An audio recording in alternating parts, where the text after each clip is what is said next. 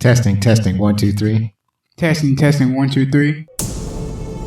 You are now listening to the Backlook Cinema Podcast with Zach and Zoe. Thank you for joining us as we talk about the movies of yesteryear. You can reach us on Instagram, Facebook, or Twitter by searching for Backlook Cinema. Check our show notes for more info, and now, let's get it in. Hi, my name is Zach. And this is Zoe, and thank you for joining us. Welcome to the Backlook Cinema Podcast with Zach and Zoe.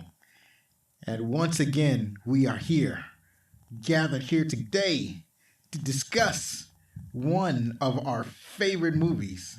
Yours.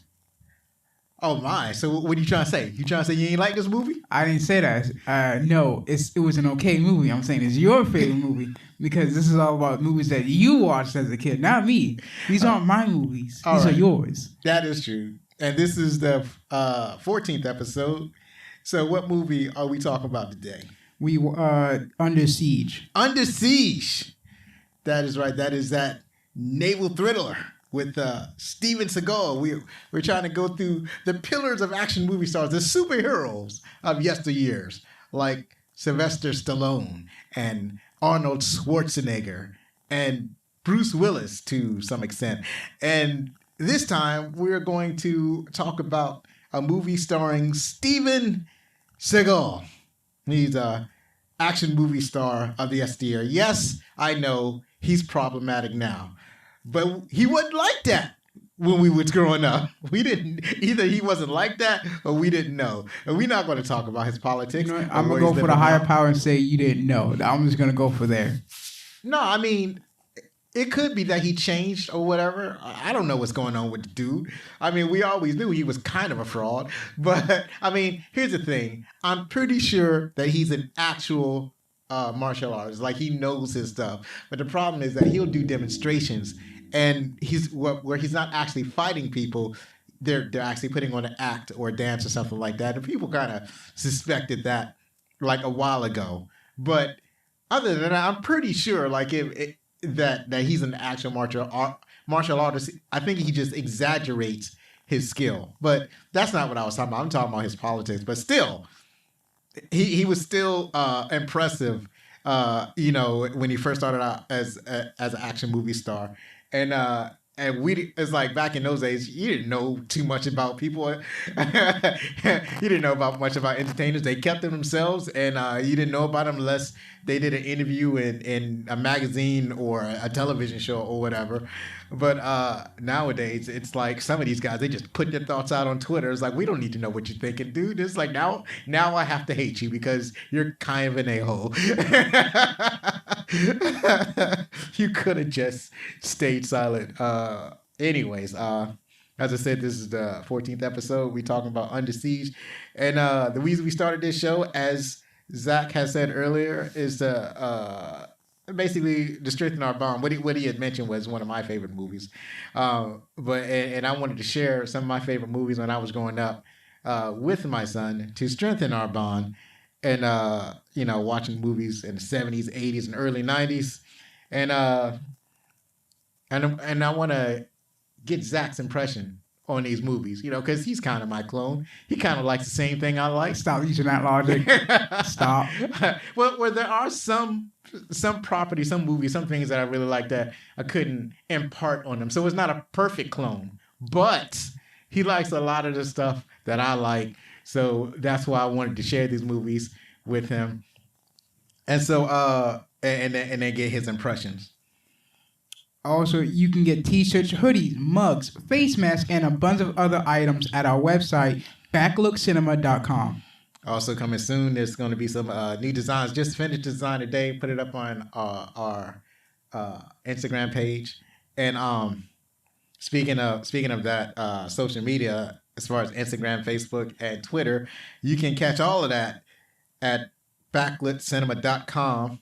You can also leave a direct feedback at backlookcinema.com. You got suggestions. You want to make a comment, the stuff you don't like about the show, or stuff that you love about the show, or you got questions. We'll even read emails on the show. Now, we hadn't gotten really any emails yet, but I'm pretty sure the emails are coming. I'm pretty sure that our email box will be full of comments sooner than later. And you can leave your comments directly from your email at fanmail@backlookcinema.com. And please, if you like our show, then rate and review us on Apple Podcasts or whatever podcast app that you might be using. That's right. So, what you been up to? Oh, nothing much. Dealing with Smite nonsense, trying to get in, can't get in because somehow it's under maintenance every single day. Because, there's a new season. Season 8 is out. And, it's a mess because the map for Conquest is bigger. I don't like it because of how big it is. And that means there's a new meta, and I don't like that meta. Along with that, again, under maintenance every single time I want to get on. So I have to wait until it's not under maintenance. Yeah, I don't understand what I that know is. you don't. I don't understand none of that. I'm glad you and don't. I tried Smite and I hated it. And I'm glad you do. It was That like, I is- don't like these controls. These things That don't work. is a I team can't aim. effort game. And it looked like it was. No, I'm just saying, like when I was playing the tutorial, I was thinking, oh yeah, I don't even like the controls. See, that was my problem. I didn't like the controls, so I was immediately turned off. So, but I think it was Fortnite or something starting in season 8. And I was listening to one of the gamer podcasts. I forgot. It was, but one of those things. It could have been Destiny. No, it wasn't Destiny. It was one of them. Anyway, they're starting a new season, so people are excited about that. But you haven't played any of the most popular games. I mean, you play Call of Duty. I do not care for Fortnite because it's under Epic Games. And the reason why I don't like Epic Games is because they had a different game called Paragon, and they said, Fortnite's doing better than Paragon. Let's give it a Paragon because we haven't advertised Jack Diddley squat for it. That's why it's not doing good for us. And now because, they gave the IP up to other people has been making it. And then I found out, it's like, let's go ahead and give them money to go ahead and get this game up and going. And all I can say is, why would you? Why? You had the rights, you had it all, and then you got rid of it because you was greedy with money. That's what you get. Well, I don't think it's greedy with money. I think it's excuse me. I think it's more of a resource management. I don't know. Like I said, they had the player base. They had the support. They had a bunch of support. They had no reason to dump the game away, especially when all the money was coming from Fortnite. Oh yeah, they could have kept Paragon and not cared. Yeah, that's true. But, so you said they gave it to somebody else. Is it still playable? Right now it's on PC, and me and my friends are hoping that we can get it on console. Right. But at the moment, I don't know how to get it on PC because I don't know a way to get it. So I have to find a way to to contact them and be like, I want to play this game. Oh, so it's not on Steam or anything like that? It's on Steam. I just don't know how to get it. What do you mean you don't know how to get it? Because for some reason it doesn't allow me to get it. That's why. I don't understand that's that. Weird. So now I got to figure out how to get it so I can play it. So I can relive the moment of me playing in the jungle, which I loved, unlike Smite. You need to contact Steam. Also, you don't play Destiny. I do play Destiny. I played it. I just got rid of it. I just stopped playing it because of one of the characters they killed off, and I was like, "What's the point?" Right. And then I can't think of any of the other games that are super popular. I don't. I don't play that Call of Duty Battlegrounds game because that's dumb. It's so like. Are you talking about Player Unknown Underground? No, PUBG? I said Call of Duty. Oh, there's a Call of Duty Underground. There's a Call of Duty Battleground, because it's popular. So and I'm like, I don't care for the whole entire thing. I find it dumb. Just give me a game that I can enjoy. To me, Call of Duty it's all the same to me. So, oh man, I didn't even really play. Well, I didn't even play I'm trying to think of that game.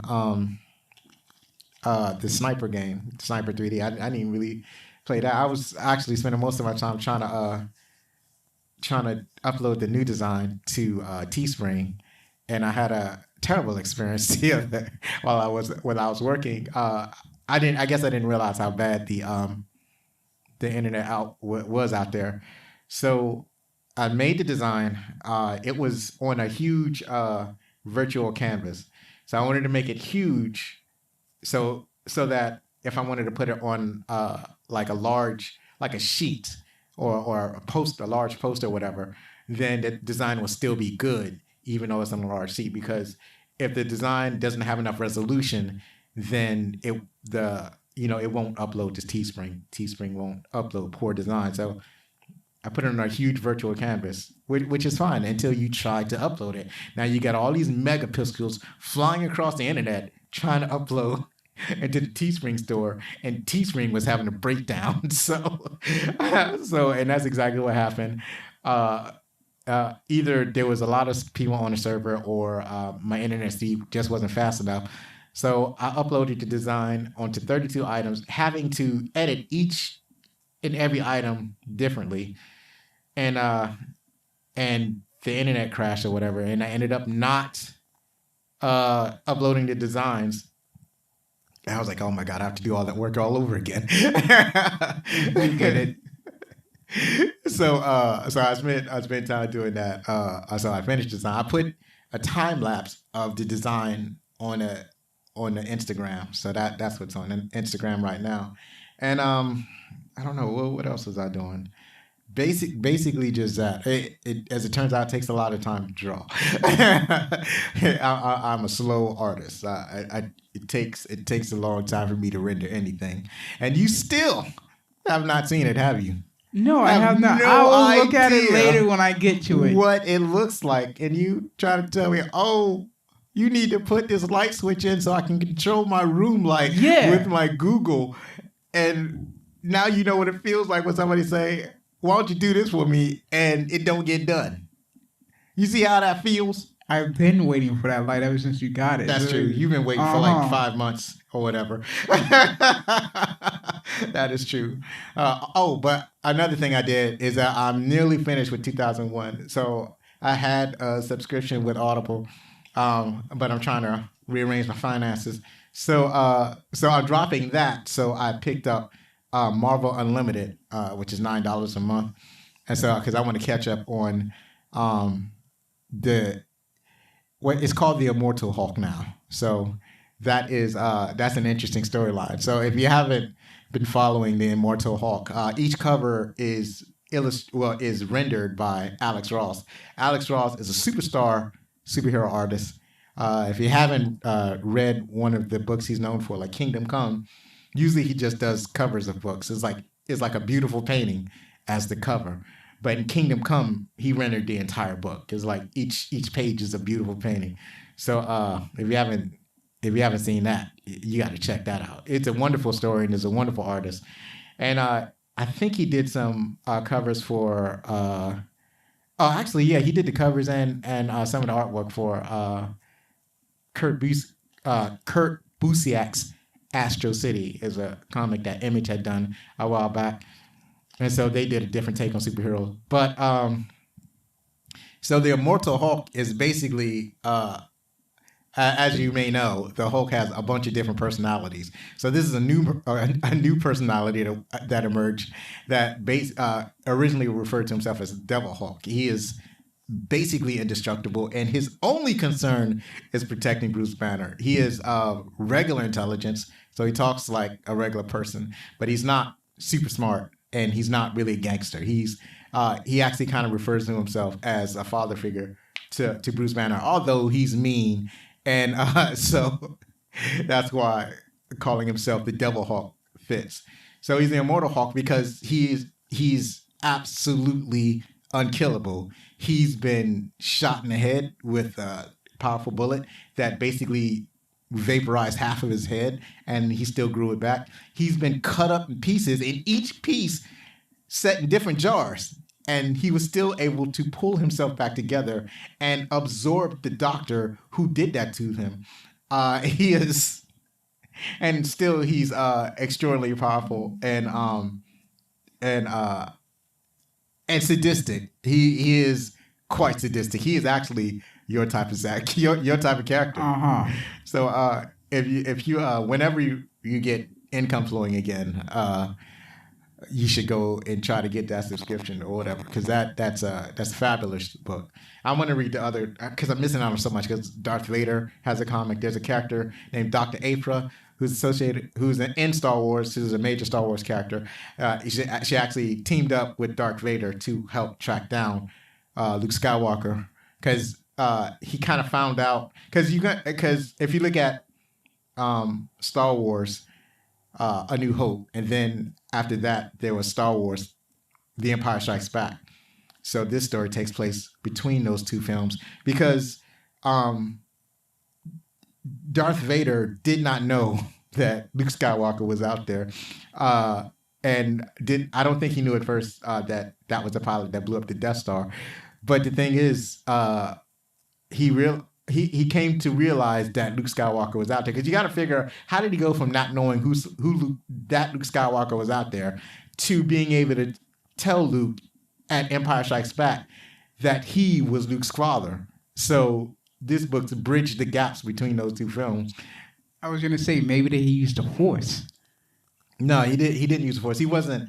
There wasn't a close enough association. I think in order to feel those bonds, you have to like pay attention to that what's going on. It's like if you're not paying attention, or if you're not using the Force in that way, then it's not going to be discoverable in that way. So I think that once he knew Luke was out there, he was able to concentrate himself on finding Luke. That's like at the beginning of Empire. They sent out these probes from the Death Star looking at different planets, trying to figure out where the rebel base was at. And so they sent one of the probes to Hoth, and that's where the rebel bases are. The comm officer told Vader, or whatever officer on deck told Vader, yeah, we got a probe on Hoth, but it malfunctioned. And Vader was instantly, that's it, set course for Hoth. Now, he had to have used the Force to figure out that there were people on Hoth, or that his son was on Hoth. And I think that was because he was concentrating. He already knew at this point that Luke was his son, and that is where he was focused. He knew that Luke was his son and that he was working with the rebels, so he concentrated on finding Luke. So when they reported that the probe had found something on Hoth, well, that it malfunctioned on Hoth, I think it was through the Force that he knew that was the place where they had to look. Possibly, who knows? Yeah, that's what I'm thinking. I'm on the stream of consciousness right now, trying to figure this stuff out. I'm making it up as I go along. I'm filling in the blanks as I go along. Anyway, well, we're getting way off track. That's not what we're supposed to be talking about. We're supposed to be talking about the movie segments and all that. Yeah. That is correct. We are supposed to be talking about the movie. So, let's see. Under siege, the legendary U.S. battleship, the U.S.S. Missouri, is going to be decommissioned. But the worst has happened. Terrorists has taken over the ship and are planning to sell the nuclear arsenal aboard. Now, only one man stands in the way, a Navy cook. Star Wars Kids that was made by Star Wars Kids in 1992. That's right. Star Wars Kid had it right. That's a pretty good synopsis of the film. I kind of edited that a little bit because some of that is a little spoilery. I mean, we're going to spoil it anyway. We're going to spoil the whole movie. But I was like, I think it would have been better without the spoiler. It's funny, right? We'll talk about it later on. We'll get into it. But this movie was released on October 9th, did I say knife? Like a knife? It sounded like I said knife. I don't think it matters. October 9th, 1992 by Warner Brothers. It grossed over $83,563,139 in the U.S. It grossed over $156 million worldwide on a $35 million budget. So it was a hit. And it had favorable reviews. It was favorable. Favorable as in mixed is what you mean. No, I wrote down mixed, but when I looked at, I had written that down before. I looked at the reviews, and I was like, actually, it is actually more favorable. There were, we'll get into the reviews later on, but when I was looking at the reviews, at least on Rotten Tomatoes, there were very few negative reviews. So, I was actually a little bit surprised by that. It's starring Steven Seagal, who played Casey Ryback. Now, you haven't seen any of these films, and he hasn't really been in any major motion picture or any notable or critically acclaimed picture or any popular form of film or TV show in a while. But back in the day, he was in such great movies as Above the Law, Hard to Kill, and Executive Decision. And Gary Busey. You recognize Gary Busey? No, not really. That was Commander Krill. He was the second in command. The dude with the teeth. Yeah, I know. I feel like I've seen him before, but I just can't really put my finger on it. Because he's been in everything. And the examples I have, he was in Predator 2, Point Break, and Lethal Weapon. I don't remember him in Lethal Weapon. That's already on the list, so we're going to have to check that out. He was probably a villain in that. He could have been. I don't even remember. He's usually playing, if it's not a villain, then it's somebody shady. And I think it's because of his teeth. Also, Tommy Lee Jones as William Stranix. You recognize Tommy Lee Jones? Oh, yeah, definitely. I recognize him. Yeah, he's the main man. He's in Men in Black, U.S. Marshal, Captain America, the First Avenger. Also, Bernie Casey as Commander Harris. He wasn't in there a whole bunch, but I had to put him in there. He was one of the black officers. So he was in Revenge of the Nerds, Bill and Ted, Excellent Adventure, and I'm Gonna Get You, Sucker. I had to put that in for the old heads listening to this broadcast. Those were, those weren't the greatest films, but it's like he's always in movies, and like a couple of these are comedies, but he's always playing like the most serious guy in the movie. Also, Erica Eleniak as Jordan Tate. There's gonna be a bunch of trivia on her later on, but she was Baywatch. She was basically the only significant female character in this movie. Also, Damien Chapa as Tackman and Troy Evans as Granger. It's directed by Andrew Davis. Now, it's funny because I didn't recognize his name, and I'm not all that familiar with him. I didn't know this guy. He made some significant movies. He directed The Fugitives, Holes. You remember Holes? Oh, yeah, I remember Holes. Yes, he directed Holes. We should watch that. You seen that one. I don't care. That's not what this podcast is about. I mean, we can still watch it. It just won't be on the podcast. Also, Collateral Damage and A Perfect Murder. All of those were really good movies. It was written by J.F. Lawton. He was also a producer. He also wrote Pretty Woman, or he was either a writer or he did the story, or I can't remember if he was a script writer or story writer, whatever. But he had written Pretty Woman, Blank Man, Chain Reaction. Pretty Woman was one of the most notable movies of the 90s.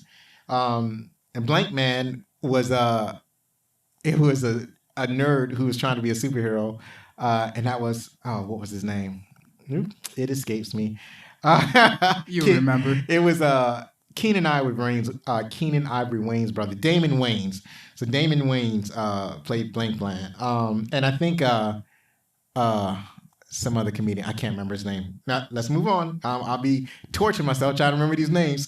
I should have wrote it down. And Chain Reaction, that was Keanu Reeves' vehicle. That was middling. Anyway, music by Gary Chang. I didn't really see anything that he did that was all that notable. And I figured the movie would be, meh. But actually, it was pretty good. It was very good at creating the suspense in the movie. He did a good job. It's produced by Gary W. Goldstein, again with Pretty Woman, and The Mothman Prophecies. He also produced a bunch of stuff. Also, J.F. Chang also had executive producer credit. So yeah, this is what you think of the movie? Like I said, it was a good movie. All right, we are. Yeah, so now we're going to take a short break, and we'll be right back to talk about favorite parts of the movie, some movie trivia, and find out what some of the critics thoughts. From plasma rifles and energy drinks, you can trust the family at Spacer's Choice to provide for your needs. Spacer's Choice has been the choice for everyone from the long-haul freight captain to the hotel concierge for decades. With dependable quality and build, you can trust Spacer's Choice for your every need. Need an extra boost of energy to get you through your workdays? Then try our famous Adrenatime Enhancers. Need to quench your thirst? Then try our dehydrated water tablets. Need to deal with some pesky marauders? Then you can rely on our durable yet affordable suite of self-defense options such as the Good Word, which is our best-selling light machine gun. Yes, folks, for whatever you may need, you can trust the family at Spacer's Choice to have a ready solution for you. We are conveniently located everywhere there may be human life, as our vending machines are at hundreds of locations. Just use code BACKLOOK at checkout at our official Spacer's Choice vending machine to get a 20% discount. This offer may not be available from Earth. And remember, Spacer's Choice. It's not the best choice, it's Spacer's Choice.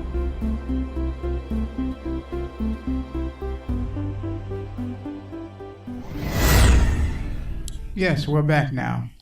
And now we're going to do some trivia. All Buckle right. your seatbelt, folks. It's going to be fun. Oh my God. Harrison Ford watched this film while he was deciding whether to take on the lead role in The Fugitive that came out in 1993, which had Andrew Davis already set to direct. Ford was greatly impressed by Davis' work here and immediately accepted that role. That's an awesome position to be in. It's like, would you please consider being in our movie? Okay, let me go and look at this other movie that you directed, and maybe I will. Maybe I'll do it if this other movie is good. So he watched Under Siege. He really liked the direction. So he's like, yeah, I'll do it. That's pretty awesome. That's a very good position for an actor to be in, or anyone for that matter. One of the biggest problems the production crew faced was how to give the illusion that the U.S.S. Alabama, and that was the U.S.S. Missouri in the movie, was in the middle of the Pacific Ocean when in fact it was docked in Mobile Bay in Mobile, Alabama. To do this, the production crew created a 100-feet long barge and a 60-feet high framework on the barge and hung a giant black cloth on the framework. The blackout barge was moved around the Alabama as necessary to block out city buildings and lights. Interesting. Yeah. Ereka Aline.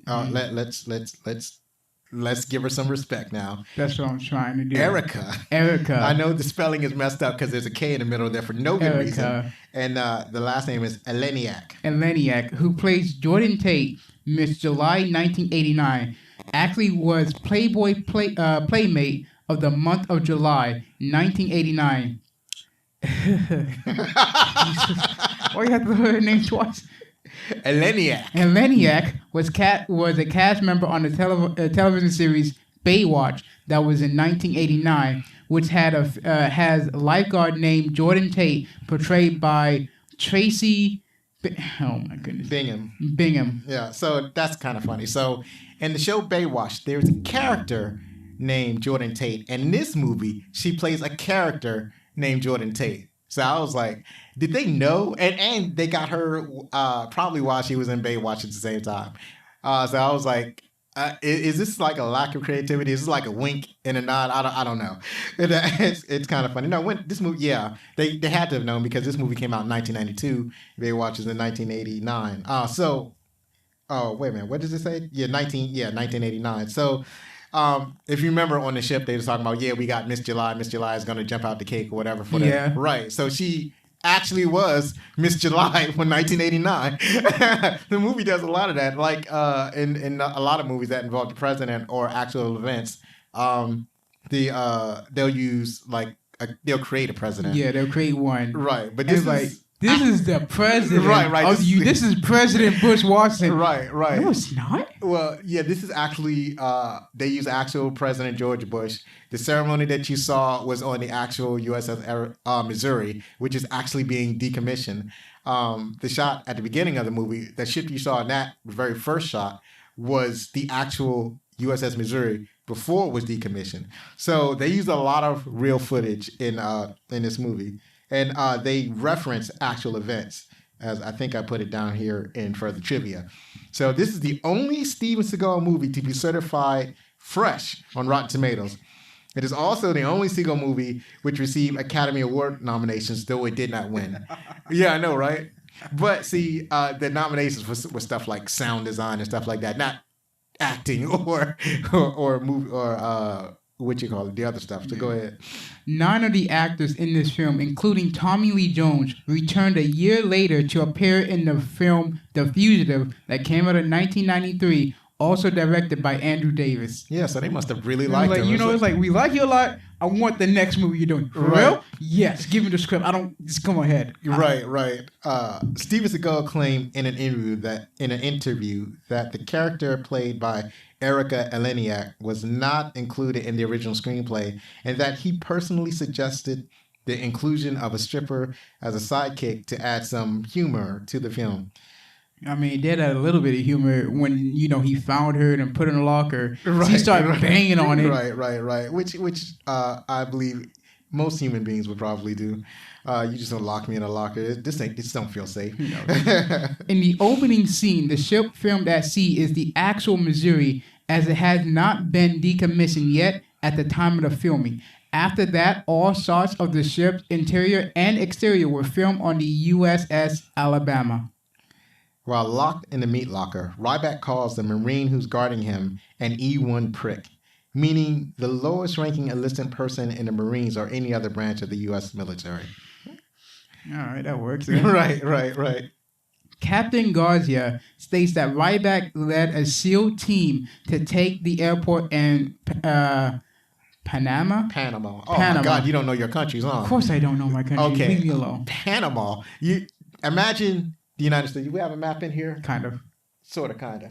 I'm looking to. If you can't hear me, because my back is to the microphone. All right. So you see Mexico, right? Yeah. So you know how Mexico is large near the north, and then as it gets down to the bottom, it starts to get narrower and narrower. At the very narrowest point, as it gets narrow, there's other countries south of Mexico. Yeah. At the narrowest point of that landmass, there is a country, and then after that country, you see South America. It balloons up and out again. Yeah. So that country is Panama. All right. It is at Panama, Panama. I don't know how you messed that word up. Because I don't know these words. It's it's 6 letters, 3 syllables. You mess it up like people mess up my name. Anyway, not my fault. and all the vowels are the same. Panama. All the vowels are the same. They sound the same. It's the letter A. I took a glance over it and my eyes messed me up. Leave me be. So, anyways, Panama. That's where they have the Panama Canal. Because it used to be, if you wanted to get from the Atlantic Ocean to the Pacific Ocean, you're either going to go eastward and go all the way to Europe and go all the way around Africa, or you're going to have to go all the way westward. You're going to have to go all the way around South America. What? Is something in my mouth? No. Oh, because you were making mouth movements. I was just making mouth movements. You got to go all the way around to the south of South America, because you can't go north and go all the way back up again to get to the Pacific. So somebody thought, well, this is a narrow strip of land. How about we dig a huge trench so that boats can go through here? And that's exactly what they did. Panama Canal. Anyway, go ahead, finish that. Yeah. Panama, and was the only survivor of the team. In one of the major blunders of the Panama invasion, SEAL Team 4 was sent to take the airport. In that mission, 4 SEALs were killed and 8 were wounded. Generally, Army Rangers take airports, but the Navy was unhappy with the amount of participation in the invasion. So the SEAL was given the task. All right, they was like, we want to play. We're tough. We want to play. I was like, all right, fine. Oh my God, how did you lose so many men? I was like, you know what, send them to the SEAL. We trusted you, but just, Right. I'm sure they're better, because they're seriously wounded pride over there. Let's see, where am I supposed to be? The film box. Oh, there we go. Thank you very much. The film's box office success played a role in delaying the production of the third Die Hard film. Originally, the script was born out of a spec script called Troubleshooter about a cruise ship taken over by terrorists. Ultimately, the idea was deemed too similar to Under Siege, and the script underwent several rewrites before ultimately becoming Die Hard with a Vengeance. So there's some more Die Hard stuff. Like, we can't make it too similar. We gotta change it fast. Right. That is too similar to that other movie. Right. Like, it's like we're already our own thing. We can't go around copying others. Shortly after the Missouri is taken, an FA-18 approaches the ship. There is audible audio of radio communications in the background. The audio is real radio chatter from two F-14s, which intercepts and shot down two Liberian Yeah, you was right. Libyan MiG-23s. The incident occurred on January 4th in 1989. Right, so it was like, remember this movie came out in 1989, so it was like they this is just real recorded chatter. it. Right, let's put that in the movie. Let's put that in the Put movie. that in the movies to make Put it in there, legit. stat. We got to release this movie in September. Or October, or whatever. We got to get that sound stat. Anyway, in U.S. Navy terms, Ryback's rate title was Chief Petty Officer, and his ratings specialty was Mess Management Specialist. Therefore, Ryback was a Chief Mess Management Specialist, or MSC. Since Ryback was allowed to wear his SEAL Special Warfare insignia on his service dress blue uniform at the end of the film, that meant that Ryback was reinstated as a Navy SEAL. This would make him an MSC SEAL Casey Ryback.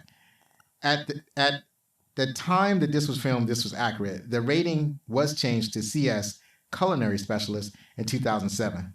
So hopefully that jargon is correct. As you know, we get all of our trivia from IMDb. So if I read it and none of this is right, get mad at IMDb, because I do the lightest amount of research for this here podcast. So I mean, they would have to do heavy research too. So that means they would have to either A, know about this themselves, or B, reach out to someone who was in the SEAL and be like, hey, if you was decommissioned and then, went as a self, and then somehow you got recommissioned, what would your title be? Would that actually be your title? And they say yes. And it's like, oh yeah, okay, good. That's my fact. I got my facts straight. Right. I talked to someone.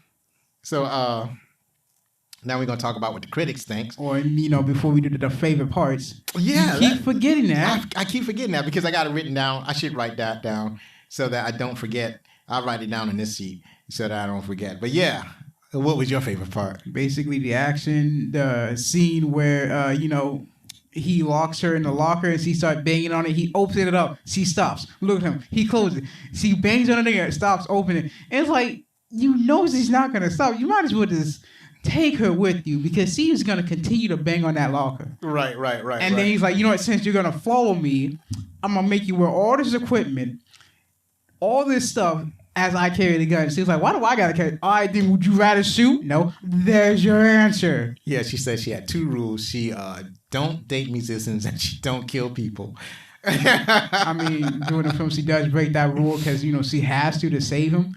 I was like, yeah, there you go. Look at that. And then, I guess I would say magically changed, being more braver and to start following him. Yeah, I thought that was an abrupt change I was myself. like, she went from, okay, I'm scared, I don't know what to do, to automatically in a gunfight. She's like, I'm a grown woman. I'm going to change right here and now. What? Right, she's super. I think with it, because she was super young, so I think that she was very impressionable. So possibly. Yeah, so she was scared at first, but Ryback is a confident leader and instilled a lot of confidence in her. So she was, when you're younger, you're impressionable. It left an impression on her. So that's my story, and I'm sticking to it. Another good is like during the party, everyone's having fun time.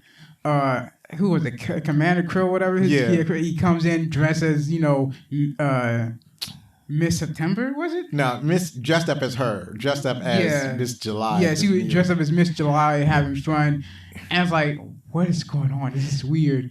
Turned out, I was like, oh yeah, this is the heist taking over. I'm like, wow. Right. That is a complete turnaround. Right.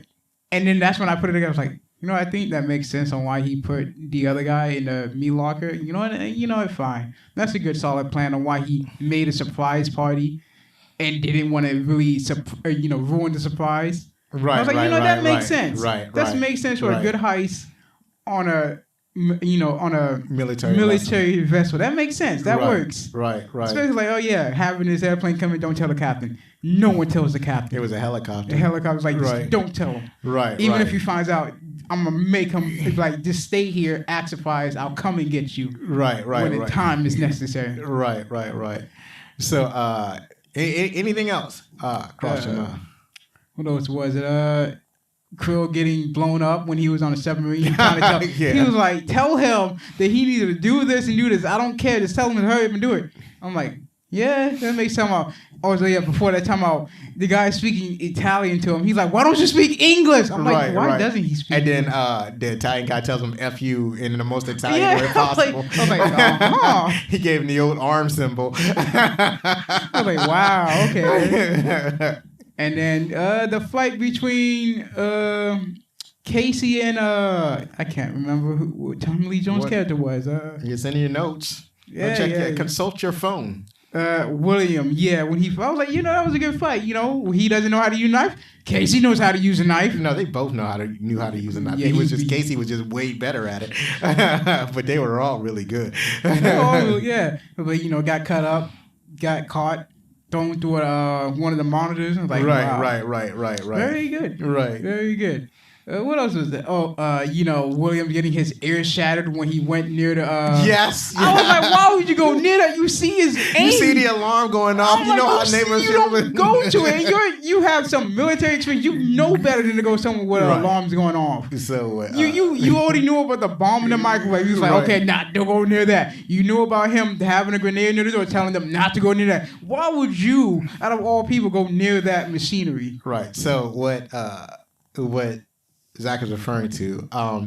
So Casey's able to take over one of the guns. I guess they're 14-inch guns. One of the giant guns on the battleship, because this is a battleship with the giant guns that are pointing in every which direction.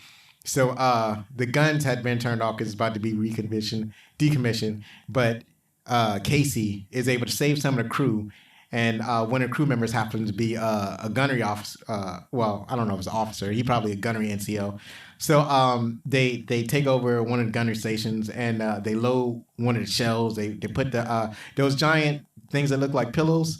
That was the gunpowder. So I had to figure that's where it had to be. Right. So they put the giant stacks of gunpowder, and then what they needed to do was they needed to blow up the submarine that was escaping with some of the cruise missiles, and that's the submarine also had Commander Krill on board, and they didn't want him to get away, so they didn't have any. That it was the only weapon that they had access to, that the crew had access to, was this giant gun. So they all knew enough about how to fire this gun to fire it off. So the gun is preparing to fire. You can see the barrel of the gun raise and lowering, going left and right, and at this time, what's his name? The William, Stryker, Streener, or whatever his name is.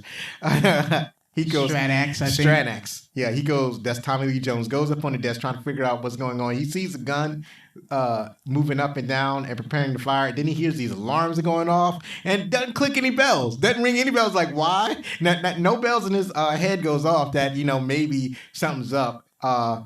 That he should be concerned with the alarms going off. Next thing you know, this gun fires, and this gun is ridiculously loud.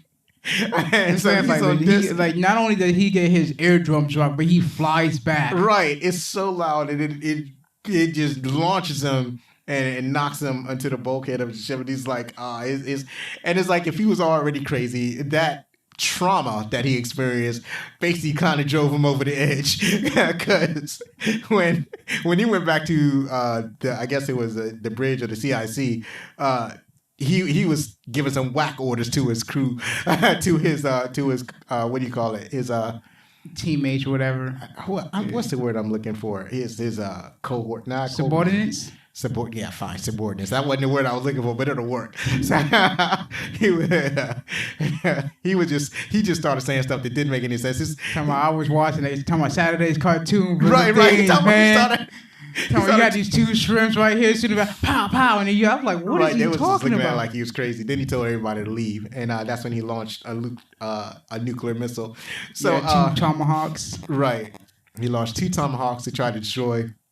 He was going to try to destroy Hawaii just because he could. Because at that point he had gone full crazy. So yeah, I liked all of that. You got anything else? No, that was it. Yeah. So I like that part. I like the part where what you call it. So, well, actually, let me go back to the very beginning of the film, because there was somebody I neglected to mention when I mentioned who starred in the film. So one of the actors, I don't know how IMDb does that, but sometimes they list the actors. They don't list them in order, or at least they don't list them in order as a film credit. So Colm Meaney was in this film, and I neglected to mention that when we talked about actors. And he played a character called Dahmer. Now, do you remember Colm Meaney? No. So he was the guy that was in the suit. Remember him now? The curly hair was in the suit, had a kind of an accent. No, not 100%. So he came in. He was the one that killed the captain of the ship. So in the beginning of the film, remember, the dude come in. He told the captain he was doing the surprise party. Remember that? And then the other guy came in. No, he shot the captain. Yeah. But then the other guy came in. The red hair. Yeah, the orange hair. Right. That's Colm Meaney. You recognize him now? No. Goodness gracious. Well, I don't blame you for your memory being bad because my memory is bad. But we watched Die Hard 2. He was in Die Hard 2. He was an airplane pilot. We also watched Con Air. And in Con Air, he was that guy that had the fast car. Oh, hell. Yeah. He looked skinny in this one. Right. He was much skinnier in this one, right? Think that's why I didn't recognize him. I was like, I did not recognize that man who you're talking about. Right. Also, we old heads loved him as Chief Miles O'Brien in Star Trek The Next Generation and Star Trek Deep Space Nine. I actually saw a meme of him. They showed the crew of, I think it was Deep Space Nine. So it was a picture of the main cast. And it was like, this is Deep Space Nine at 100% efficiency. And then they erased the entire cast except for Colm Meaney. And they said, this is Deep Space Nine at 99% efficiency. Wow. So they say if the whole crew was gone, he could still perform at 99%. Or he does 99% of the work of the whole crew. So yeah, Colm Meaney. I was just pleased that he was in the movie. Another thing I liked about the movie was the jacket that Tommy Lee Jones wore. The jacket with the eagle on it. Oh, that. Yeah, that was a sweet jacket. I was like, I could use that. I want to wear that jacket. Yeah, so it came in and it's like I like the whole plan, the way the whole plan worked out. Yeah, the whole plan. I was like, why did it? Oh, they trying to use that as a crane. I was like, oh, okay, that makes sense for cutting it up. Because I was like, how are you even gonna get the warheads even off that ship? Right.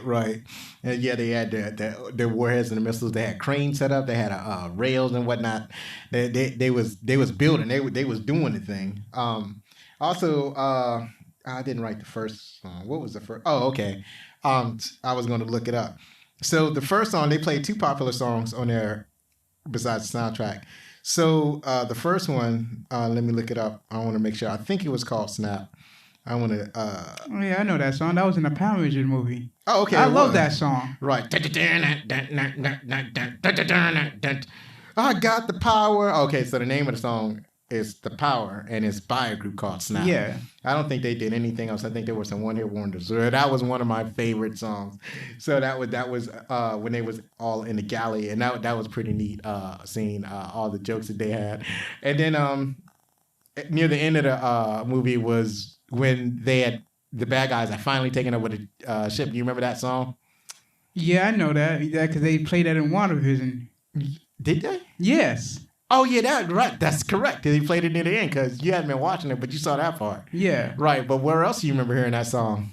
Not sure. I feel like I want to say wrestling, but not sure. Yes, you've heard it in wrestling. So who's Hulk Hogan? There you go. That's when he was in WCW too. And when after that he moved to because that's when I was in this NWO persona. Right. I was like, that song is too familiar. Right. So the song that we are referring to is "Voodoo Child" by Jimi Hendrix. See,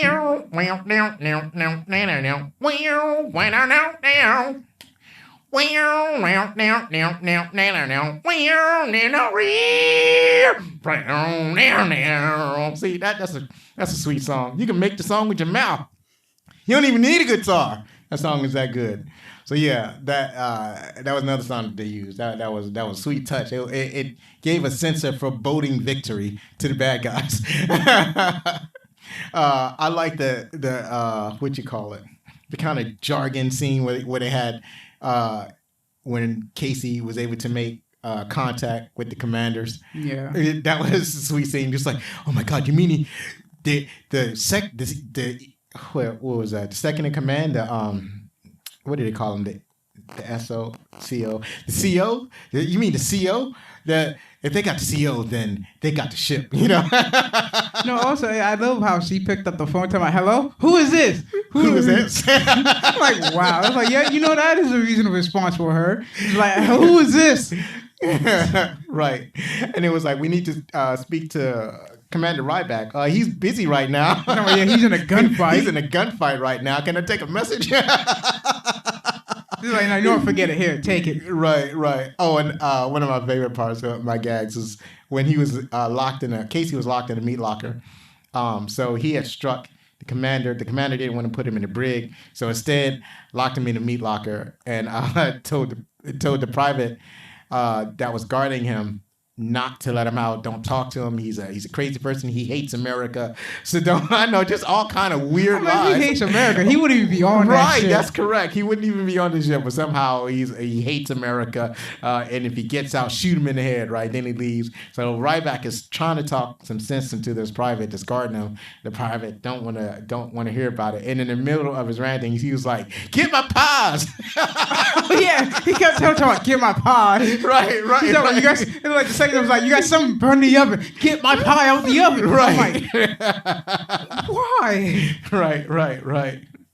Yeah, and it's funny. I mentioned that. So he struck Commander Krill. He's the SO of the ship. He's the second in command.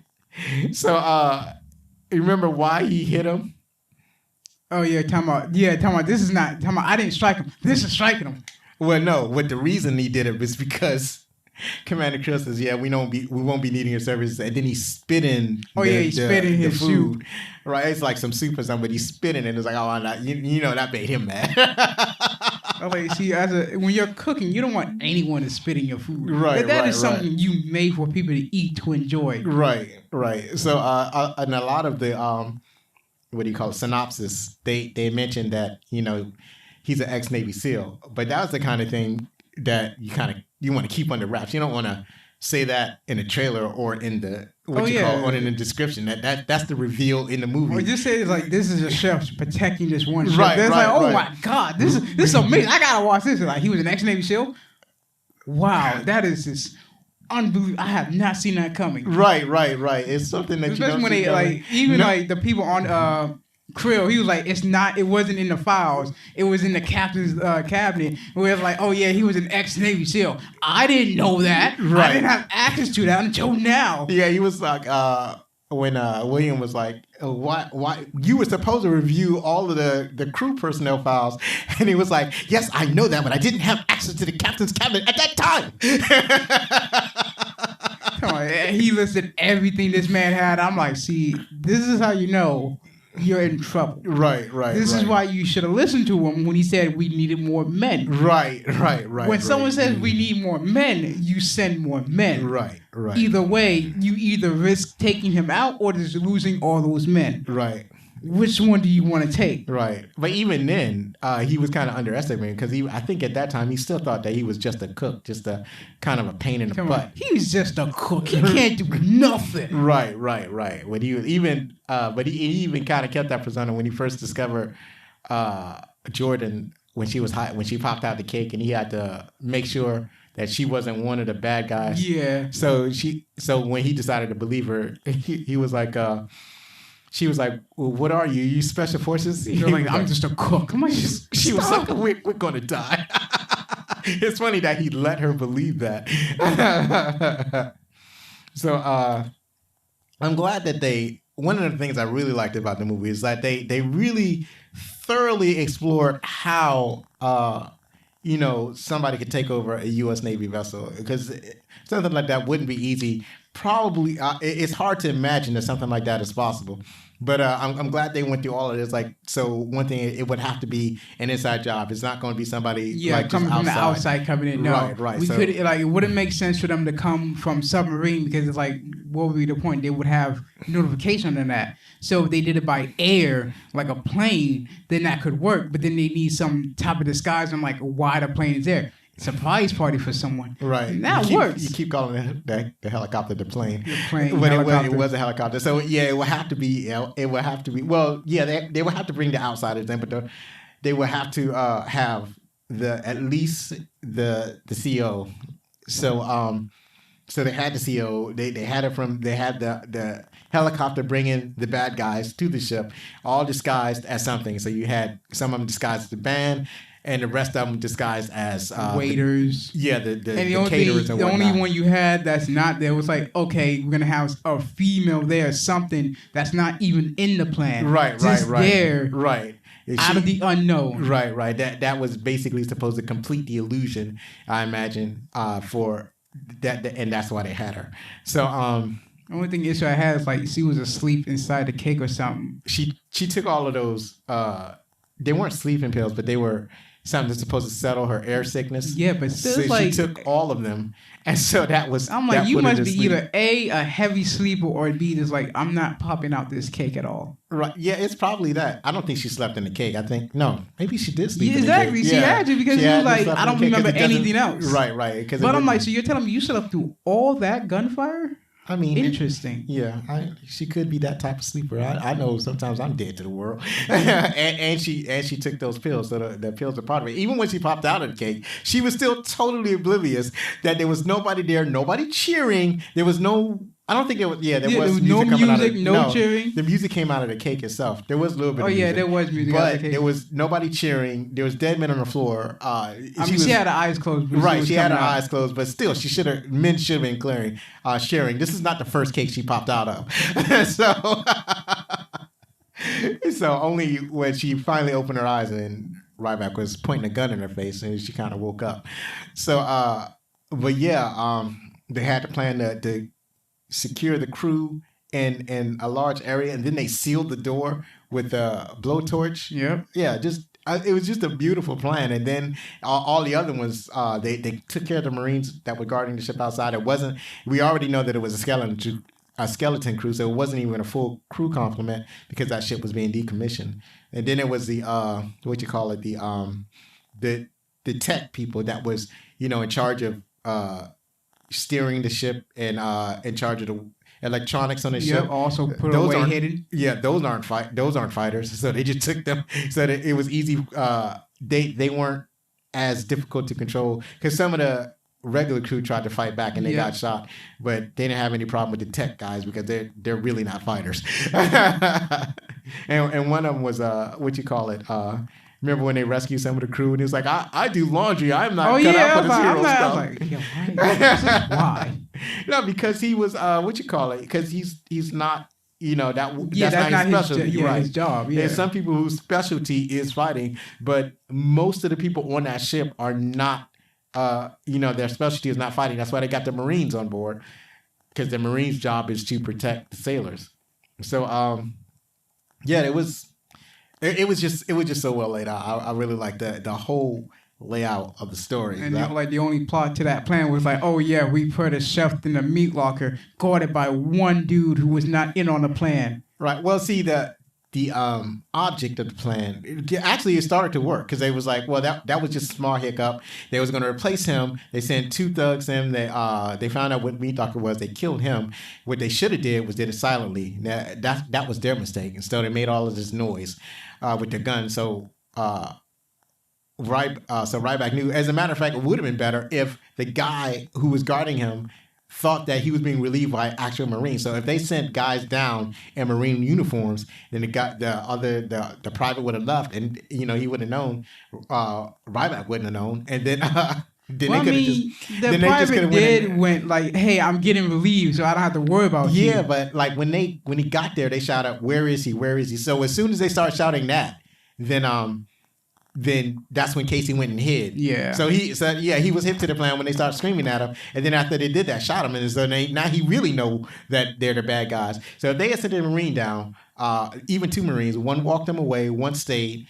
And then, or whatever, however they decided to do it, and it just could have went in and opened the door, and they just could have shot him. He wouldn't have known that he probably wouldn't have known that it was another Marine that was taking over. He probably would have thought he probably would have been fooled. Maybe. Who But knows? nope, they came in there, made all that noise, made all that drama, and so Ryback got a chance to crawl into the thing. So when they went into Meat Locker, they went in guns blazing. They weren't wasting no time. That was neat. I really liked that. The game, bah, bah, bah, bah, bah, and it was like they wouldn't even try. They wouldn't even take no chance. I mean, at least And with they this went one, in- they did reload. That's all I right. can say. They went in there. They went in there to kill.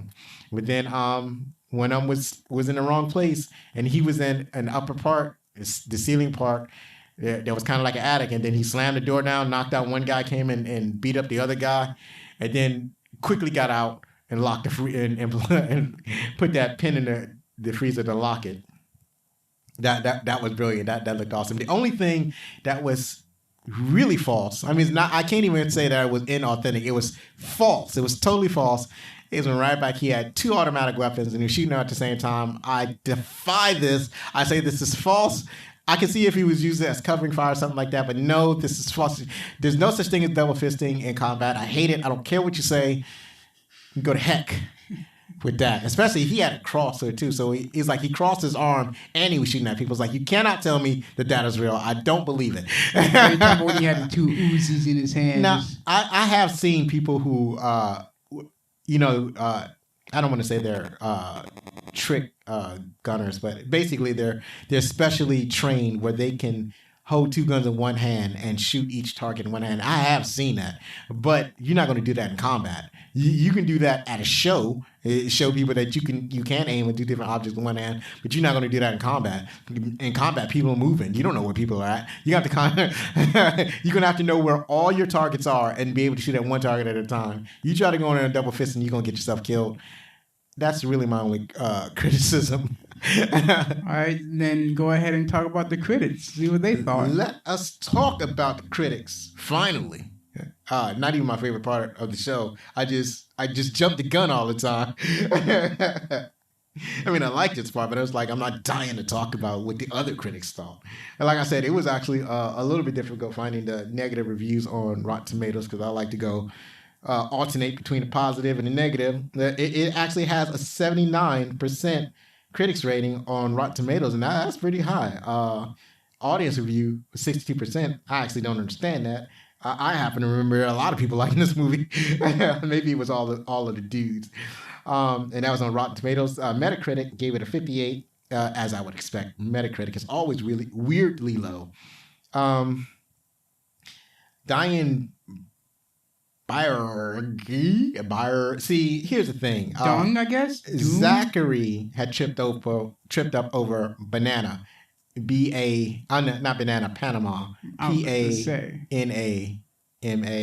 Panama. I don't know how he did that, but see, this name is Byrge. These letters don't go together. They don't know each other.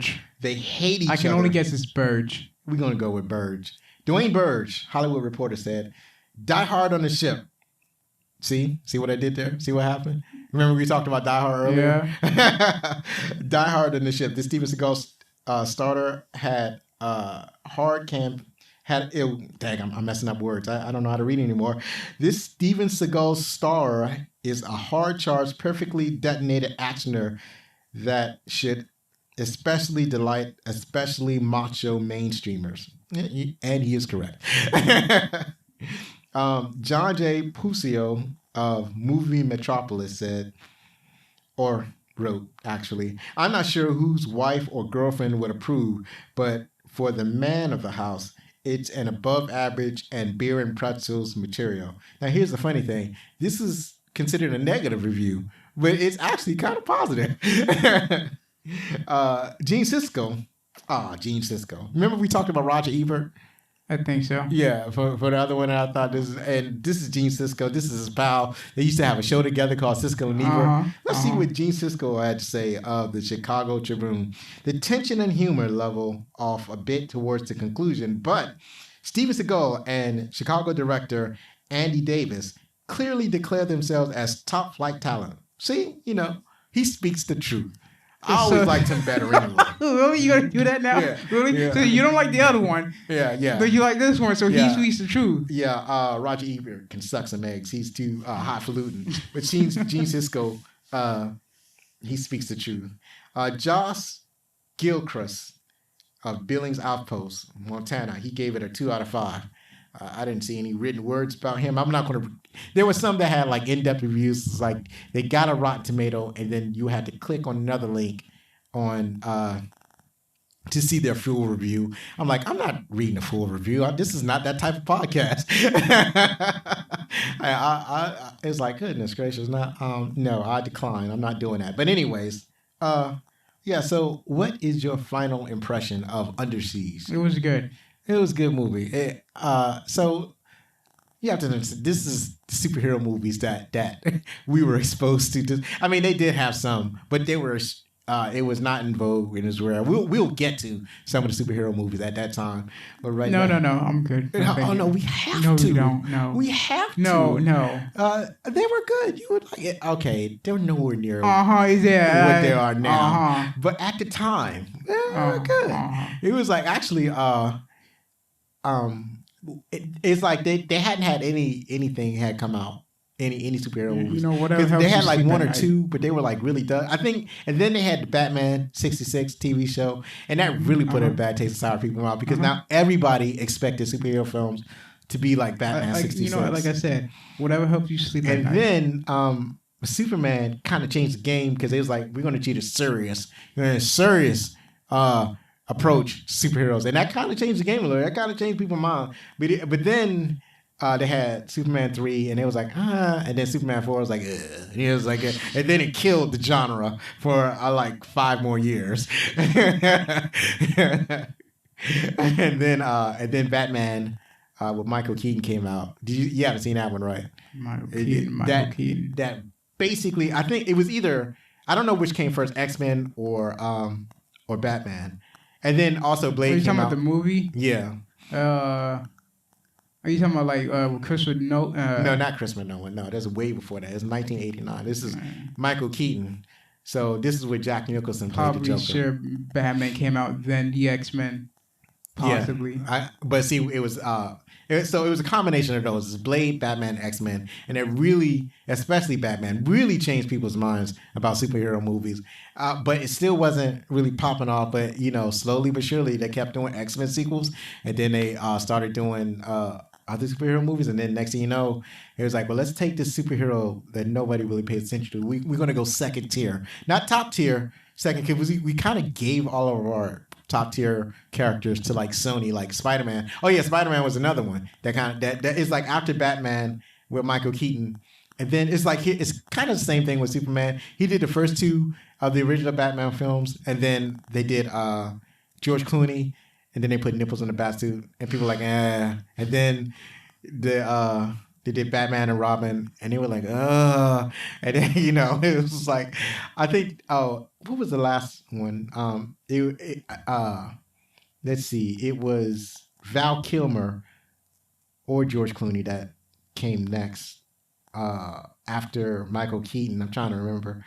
I'm pretty sure it was Val Kilmer after Michael Keaton, and then after Val Kilmer, it was George Clooney. Y'all can check me on this, listeners. Y'all figure. Write me, tell me. Or maybe I'll do the research. I don't care. But anyways, when those 2 guys came on and they did Batman, it really, I mean, they're kind of fun to watch, but they were directed by Joel Schumacher. Joel Schumacher is a fan of 1966 Batman, and that's what we got in the movie. It's basically, I don't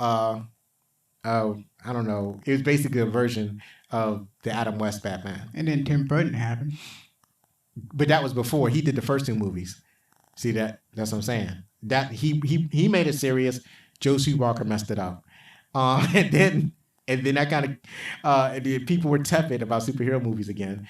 But at the same time, Spider-Man rolled around, and then Marvel, instead of selling off yet another character, they decided to produce the movie themselves. And that's when we got Iron Man, and that locked the game up. That fixed it. Iron Man fixed the superhero genres, and now we're enjoying shows like WandaVision and Falcon and Winter Soldier, Black Panther. We're just enjoying it. And later on, we're going to have the Eternals. We got Moon Knight. I think Moon Knight's going to be a show. It's just going to be awesome. It's going to be a bright. I hope COVID don't kill me before I get a chance to watch all of these awesome movies. You'll survive.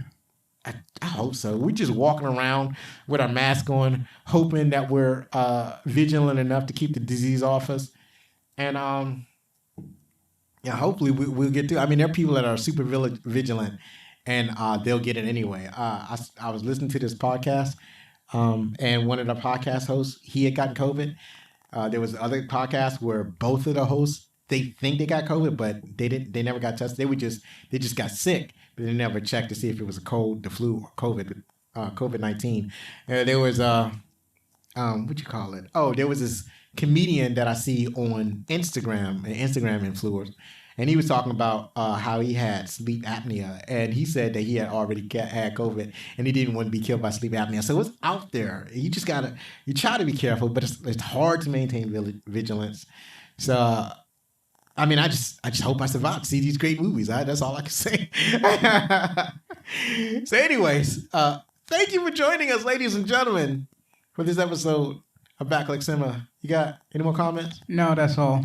That is it, as Zach has said. Thank you. Once again, you can check out backlookcinema.com for the merch. You can also go there to find us on social media. Or if you just happen to be on Instagram or whatever, just type in Backlook Cinema and you will find us that way. And have a great one, fam. I'm glad you joined us.